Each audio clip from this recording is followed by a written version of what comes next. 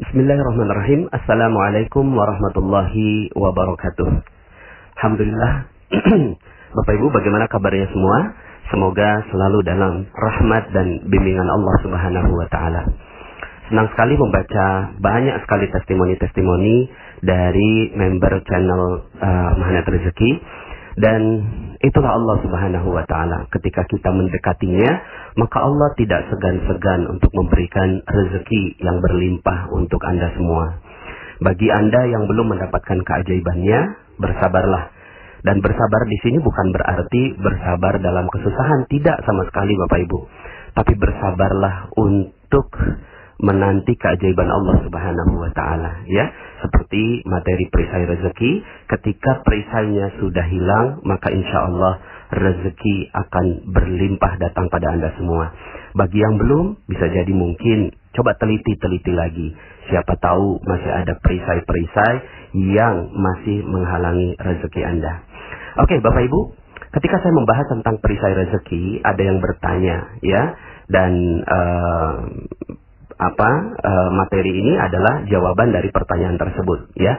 Saya beri judul materi ini, lain ladang, lain ilalang, ya. Nah, Bapak Ibu, begini, ada pertanyaan, Pak Nas, kenapa kok orang-orang yang nggak kenal Allah, ya, orang-orang yang nggak kenal Allah, tapi kok mereka dikasih rezeki sama Allah, ya? Mereka nggak sholat, nggak puasa, nggak haji, nggak zakat, gitu ya. Kemudian tidak melakukan amalan-amalan soleh, tidak bersedekah dan seterusnya, gitu ya. Tapi kenapa kok mereka diberikan rezeki berlimpah oleh Allah Subhanahu wa taala, gitu ya. Sementara kita di materinya Pak Nas ini kok kayaknya kita jadi harus bersusah-susah untuk beribadah, begitu ya, untuk mendapatkan rezeki Allah. Oke. Saya jawab ya Bapak Ibu. Makanya judulnya adalah lain ladang, lain ilalang. Lain ilmunya Bapak Ibu, ya. Lain ilmunya antara kita dengan mereka, ya. Mereka-mereka yang tidak kenal Allah, mereka-mereka yang tidak kenal Tuhan, mereka-mereka yang tidak kenal akhirat, mereka yang tidak kenal tentang siksa kubur, mereka yang tidak kenal dengan padang mahsyar, mereka yang tidak kenal dengan alam hisab, ya.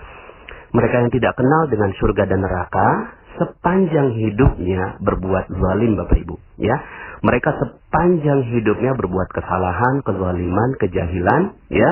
Dan dalam Al-Quran disebutkan inna syirka la zulmun azim. Sesungguhnya orang-orang yang ingkar kepada Allah Subhanahu wa taala adalah sungguh kezaliman yang besar, ya.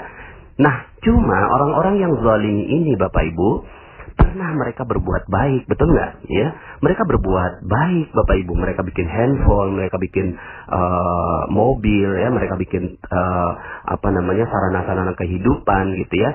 Mik-mik di masjid itu adalah ciptaan mereka. Menyeberangi seorang nenek yang nggak bisa nyebrang, gitu ya. Kemudian memberi makan anjing, memberi makan kucing. Mereka berbuat baik pada hewan, dan ini adalah perbuatan baik, Bapak Ibu. Maka Allah itu maha adil, ya.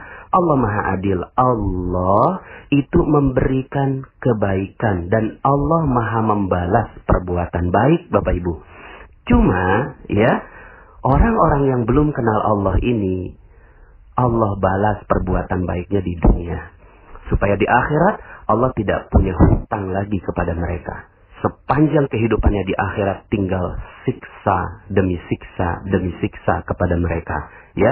Tapi Allah maha membalas perbuatan baik mereka, ya. Sementara kita, orang-orang yang kenal Allah, orang-orang yang kenal akhirat, orang-orang yang kenal surga dan neraka, orang-orang yang kenal dengan siksa kubur, alam hisab, padang mahsyar, adalah orang-orang yang selalu berbuat baik sepanjang harinya, sepanjang tahunnya, sepanjang bulannya. Kita berbuat baik Bapak Ibu. Kita bersyahadat asyhadu an la ilaha illallah dalam setiap sholat kita ulang-ulang lagi, gitu ya. Kita berbuat baik Bapak Ibu. Tapi pernah nggak Bapak Ibu kita berbuat salah? Pernah nggak kita berbuat dosa? Pernahkah kita berbuat khilaf? Pasti pernah Bapak Ibu. Maka Allah pun maha adil. Allah maha membalas perbuatan salah. Allah maha membalas perbuatan dosa. Allah maha membalas perbuatan khilaf. Tapi dibalasnya di mana Bapak Ibu? Di dunia. Buat orang-orang yang kenal Allah, perbuatan dosa mereka dibalas di dunia. Supaya apa? Supaya nanti di akhirat tinggal tersisa yang baik-baiknya saja. Maka wajar saja kalau seandainya orang-orang yang beriman kepada Allah, mereka berbuat durhaka kepada ibunya, didahulukan siksanya di dunia. Maka kalau seandainya dia disiksa di dunia, bersyukurlah. Kenapa? Karena tidak akan ada lagi bagian siksa nanti di akhirat, ya. Kalau seandainya kita sekarang jatuh, bangkrut, ya, dan seterusnya, ya bersyukurlah. Berarti itu adalah pengguguran dosa yang Allah Subhanahu wa Ta'ala dahulukan pengguguran dosanya di dunia, ya. Sehingga akhirnya nanti tidak ada lagi penghapusan dosa di akhirat. Kan senang, bahagia kalau sudah demikian. Maka dalam sebuah hadis disebutkan tidak adalah kesusahan, ya, yang dialami seorang mukmin walaupun dia hanya tertusuk duri, kecuali diampunkan dosanya oleh Allah Subhanahu wa Ta'ala, ya. Maka di sini jelas Bapak Ibu, ilmunya akhirnya berbeda, lain padang, lain ilalang, gitu ya. Mereka beda ilmunya, mereka hanya inginkan kehidupan dunia. Mereka hanya inginkan kehidupan dunia, maka mudah sekali bagi mereka untuk dapatkan dunia yang berlimpah. Mudah sekali, ya. Hanya cukup berbuat baik, ya, maka mereka akan mendapatkan kehidupan dunia mereka, ya. Begitu aja. Jadi kalau seandainya kita melihat mereka diberikan kemewahan, kejayaan di kehidupan dunia, ya nggak usah gimana-gimana. Emang mereka, Allah Maha Baik, gitu ya. Allah Maha Baik, cuma mereka hanya mendapatkan bagian itu di kehidupan dunia. Tentunya kita tidak mau hanya dalam kehidupan dunia saja. Begitu ya Bapak Ibu, ya. Dalam Al-Quran disebutkan dalam surat Ali Imran ayat 176. A'udzubillahi minasyaitonirrajim. Wa la yahzunka alladziina yusari'una fil kufr innahum la yadurrullaha syai'a yuridullahu an la yaj'ala lahum hazzan fil akhirah wa lahum 'adzabun 'adzim. Janganlah kamu disedihkan oleh orang-orang yang segera menjadi kafir. Sesungguhnya mereka tidak sekali-kali dapat memberi mudarat kepada Allah sedikit pun. Allah berkehendak tidak akan memberi sesuatu bahagian pun dari pahala kepada mereka di akhirat. Dan bagi mereka azab yang besar. Nah, jelas Bapak Ibu, ya. Jelas sekali dalam surat Ali Imran ayat 176 ini, Allah tidak akan berikan bagian kepada mereka nanti di kehidupan akhirat, ya. Jadi kalaulah mereka dapat surganya di dunia, ya biarkan saja. Nah sekarang tinggal ilmu kita Bapak Ibu, ya. Jadi kalau seandainya ada muslim, ada mukmin yang hidupnya sulit di dunia, ya, karena memang Allah ingin buat dosanya itu dihancurkan di kehidupan dunia, ya. Maka kan doanya kita Rabbana atina fid dunya hasanah wa fil akhirati hasanah. Di dunia hasanah, di akhirat hasanah. Maka kalau ini pilihan hidup kita, ya. Jadi pilihan hidup kan ada 3 jadinya, ya. Pertama, bahagia di dunia dan sengsara di akhirat. Itulah orang-orang yang tidak kenal Allah Subhanahu wa Ta'ala. Buat mereka Bapak Ibu, sudah lepaskan, jangan pakai gaya hidup mereka. Anda nggak akan pernah bisa, gitu kan, sukses dengan gaya hidup mereka, karena mereka milih bahagia di dunia, sengsara di akhirat. Nah, ada yang pilihan kedua. Pilihan yang kedua adalah bahagia di akhirat, ya, bahagia di akhirat, sengsara di dunia, ya. Nah, ini pilihan orang-orang yang masuk Islam tapi buat banyak dosa Bapak Ibu, ya. Dia udah Islam, dia mukmin, dia beribadah, dia sholat, ya, dia zakat, puasa, haji, ya, berlebaran ikut, ya. Terus kemudian dia juga beramal ibadah di kehidupan dunia, tapi mereka berbuat dosa Bapak Ibu, ya. Maka ini pilihan yang kedua. Orang-orang yang seperti ini sudah pasti akan sengsara di dunia, tapi mereka akan bahagia di akhirat. Nah, pilihan yang ketiga Bapak Ibu. Pilihan ketiga inilah pilihan magnet rezeki Bapak Ibu, ya. Pilihan magnet rezeki apa? Pilihan magnet rezeki bahagia di akhirat, juga bahagia di dunia. Maka kalau ini pilihan kita adalah yang ketiga Bapak Ibu, ya.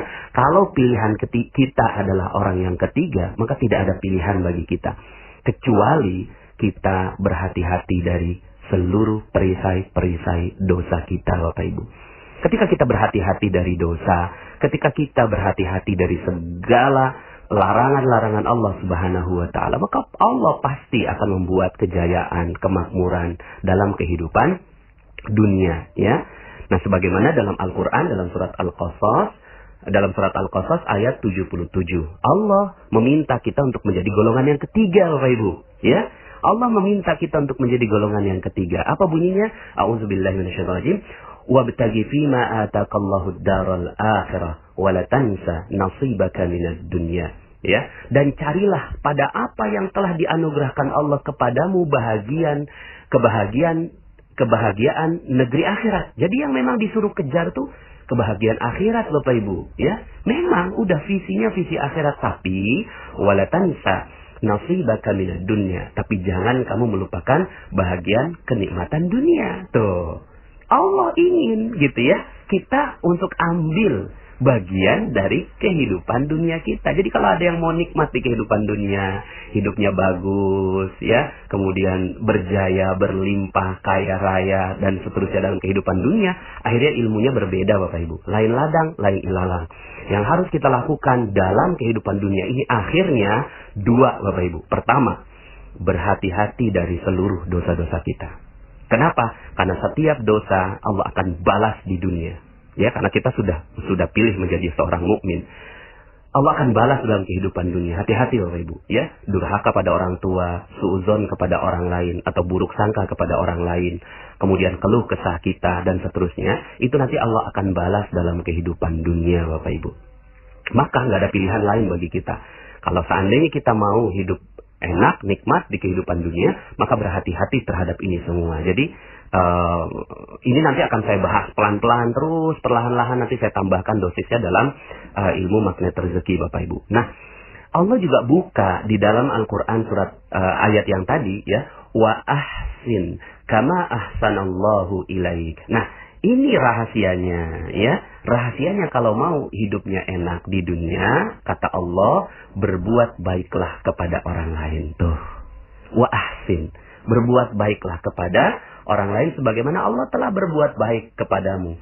Wala tabghil fasada fil ard, dan jangan berbuat kerusakan di muka bumi. Itu jelas. Allah minta kita jangan berbuat kerusakan. Berbuat kerusakan di mana? Di pikiran, di perasaan. Perasaan jangan berbuat kerusakan, Bapak Ibu, ya. Pikiran juga, ya. Kemudian spiritual juga, gitu ya. Kenapa? Karena Allah telah buatkan hukum. Ini hukum dari Allah Subhanahu wa taala. Innallaha la yuhibbul mufsidin. Sesungguhnya Allah tidak menyukai orang-orang yang berbuat kerusakan. Coba lihat Bapak Ibu, ya. Jadi, maka tidak ada pilihan lain buat kita. Kalau kita mau bahagia di dunia, mau bahagia di akhirat, tidak ada pilihan buat kita kecuali kita melakukan dua hal. Pertama, hati-hati dari dosa. Yang kedua, berbuat kebaikan, Bapak Ibu, ya. Sebagaimana orang-orang yang golongan pertama berbuat kebaikan, ya. Wa ahsin, dan berbuat baiklah, ya. Seperti itu. Nah, pertanyaan berikutnya, ada yang bertanya kepada saya, Pak Nas, bukannya rezeki itu udah ditakar, ya? Kan semua rezeki udah ditakar ketika kita di umur 4 bulan di rahim kita. Allah udah tetapkan rezekinya, jodohnya, dan seterusnya, ya, kematiannya. Allah sudah tetapkan, ya. Kenapa terus kemudian kita harus kejar-kejar rezeki? Gini, ya. Gini Bapak Ibu. Terhadap orang yang bertanya begitu, saya tanya balik, gitu. Jadi terhadap orang yang bertanya begitu, kan udah ditakdirkan. Saya tanya balik dong sama dia. Ente udah tahu dong takdir ente berapa rezeki ente? Belum tahu. Lah terus, ya. Dia katanya udah ditakdirkan. Berarti ente udah tahu dong takdirnya. Belum tahu. Makanya itu bukan ilmu kita. Itu ilmunya Allah. Ya. Itu ilmunya Allah. Ditakdirkan itu ilmunya Allah. Karena kita nggak tahu takdir kita. Takarannya berapa. Takaran rezeki kita. Maka gitu ya. Ya sudah. Kerja saja yang baik-baik gitu kan. Buat saja yang baik-baik. Nah. Terus akhirnya saya tanya balik. Mau nggak saya kasih tahu takdirnya ente berapa banyak, takaran rezeki ente berapa banyak, mau nggak saya tanyakan gitu ya? Ya dia jawab mau. Gini Bapak Ibu, takaran rezeki kita buat orang-orang yang sudah memilih golongan yang ketiga ada dalam surat An-Nur ayat 55. An-Nur ayat 55, ya. Dalam Al-Quran Allah berfirman demikian. A'udzubillahi minasyaitonir rajim. وعد الله الذين آمنوا منكم وعملوا الصالحات ليستخلفنهم في الأرض la yastakhlifannahum fil ardi kama istakhlafal ladzina min qablihim. Nah, Bapak Ibu, Allah telah berjanji kepada orang-orang yang beriman di antara kamu dan mengerjakan amal-amal yang soleh. Apa janji Allah terhadap orang-orang yang ketiga ini, ya, iman dan amal soleh? Bahwa dia sungguh-sungguh akan menjadikan mereka berkuasa, berjaya, mulia, kaya raya di muka bumi. Sebagaimana dia telah menjadikan orang-orang yang sebelum mereka berkuasa. Bahkan Allah jelaskan berkuasanya di situ dalam hal apa saja, gitu kan. Sungguh dia akan menemukan bagi mereka agama yang telah diridhonya untuk mereka. Jadi teguh, menang, begitu Bapak Ibu ya. Dan dia benar-benar akan menukar keadaan mereka. Keadaan yang mana? Sesudah mereka berada dalam ketakutan. Ketakutan ditagih, ya. Ketakutan, nggak bisa bayar utang. Ketakutan diusir dari rumah kontrakan. Ketakutan digusur, ya. Ketakutan, secara politik nggak menang, gitu kan. Ketakutan, macam-macam ketakutan, ya. Allah akan nukar ketakutan mereka menjadi aman, sentosa. Begitu Bapak Ibu, ya. Dan ciri mereka adalah mereka tetap menyembahku, ya.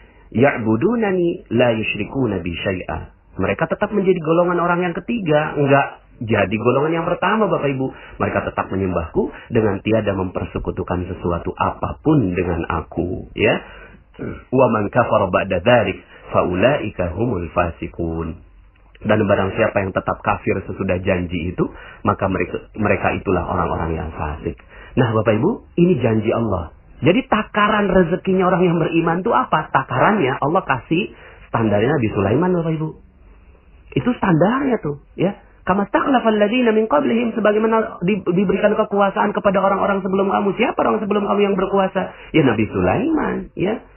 Yang telah berkuasa, kemudian diulang lagi, ya. Di zamannya Umar bin Khattab radhiyallahu anhu diulang lagi, di zaman Umar bin Abdul Aziz diulang lagi.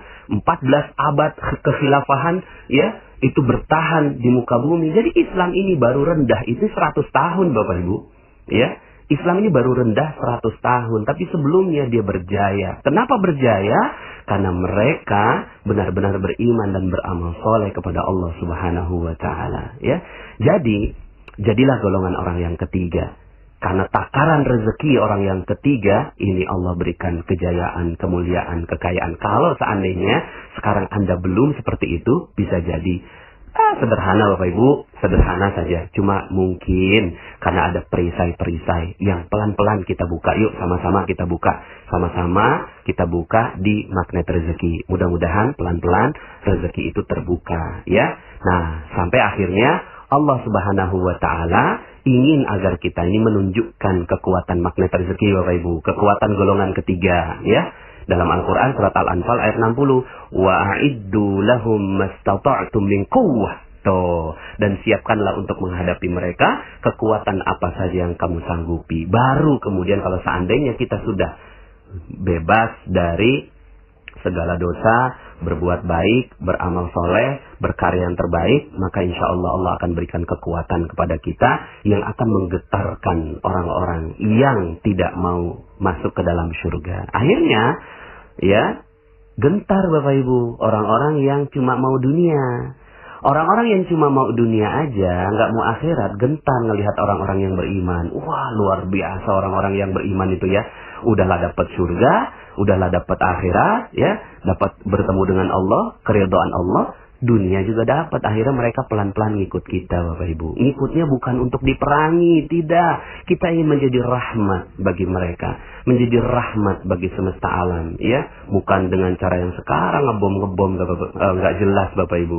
Jihad nggak jelas, bukan. Tapi jihad yang ada adalah bersungguh-sungguh untuk membuktikan bahwa Allah Maha Kaya, Allah Maha Mengkayakan, Allah Maha Memberi rezeki Bapak Ibu, ya. Jadi yuk sama-sama, ilmunya beda Bapak Ibu, ilmunya memang beda, lain ladang lain ilalang, lain ilmu Bapak Ibu. Mereka lain ilmunya, mereka cuma kehidupan dunia saja, ya. Maka sekali lagi, golongan yang pertama cuma mau dunia, akhirat nggak dapat. Golongan yang kedua akhirat dapat, dunia sengsara, ya. Nah inilah kita nih, orang-orang yang mungkin lagi banyak perisainya. Tapi insya Allah pelan-pelan perisai kita akan terbuka dan menjadi golongan yang ketiga. Siap menjadi golongan yang ketiga? Bismillah. Insya Allah, mudah-mudahan Anda semua dijayakan, dimuliakan, dikayakan, dibebaskan dari seluruh kehidupan-kehidupan yang tidak baik dalam kehidupan dunia dan menjadi kehidupan yang baik. Ya, kita sama-sama doa di hari yang mulia ini. Rabbana atina fid dunya hasanah wa fil akhirati hasanah wa qina azabannar. Saya Nasrullah. Sampai jumpa dalam audio-audio berikutnya. Ya, Assalamualaikum warahmatullahi wabarakatuh.